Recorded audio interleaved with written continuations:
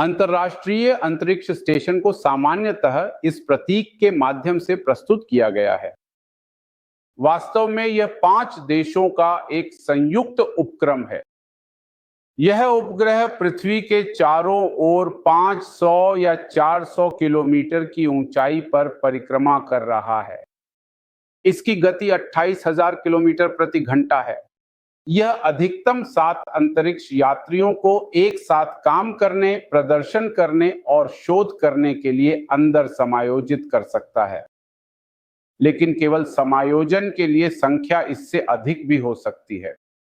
सभी देश अपने अपने अंतरिक्ष यात्रियों को इस स्टेशन के माध्यम से काम करने और प्रदर्शन करने के लिए भेज रहे हैं। यह भूस्थिर नहीं है। भूस्थिर उपग्रह को इससे अलग करने के लिए हमें भूस्थिर कक्षा की अवधारणा को स्पष्ट रूप से समझना चाहिए। भूस्थिर कक्षा का अर्थ है, जियो का मतलब पृथ्वी होता है। पृथ्वी से देखने पर जो स्थिर प्रतीत होता है, उसकी कक्षा भूमध्य रेखा तल में होती है। यदि आप ऐसा उपग्रह प्रक्षेपित करना चाहते हैं जो भूस्थिर हो, तो उसे भूमध्य रेखा से प्रक्षेपित करना होगा और वह भूमध्य रेखा तल में ही परिक्रमा करेगा। इसकी ऊंचाई लगभग 36,000 किलोमीटर है। यहां आप सटीक मान देख सकते हैं। इसकी कक्षीय गति लगभग 7 किलोमीटर प्रति सेकंड होती है।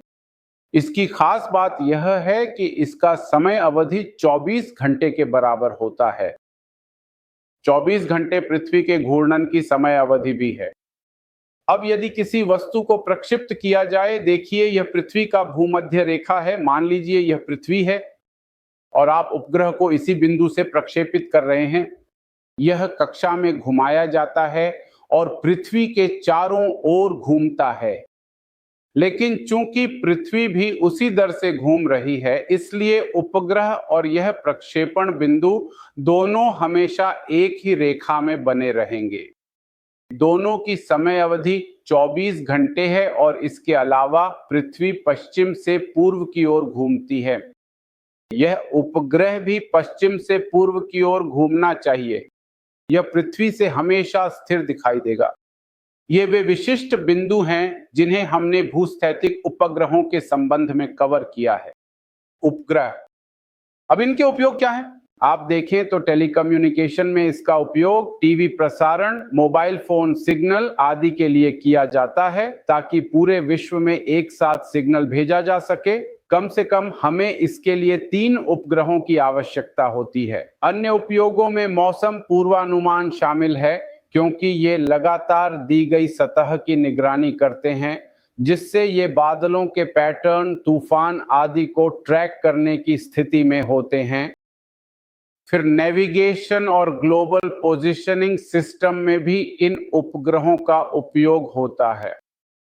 फिर सैन्य उद्देश्यों में हम निगरानी और संचार के लिए इनका उपयोग कर सकते हैं। अब ध्रुवीय उपग्रह क्या होते हैं? ध्रुवीय उपग्रह,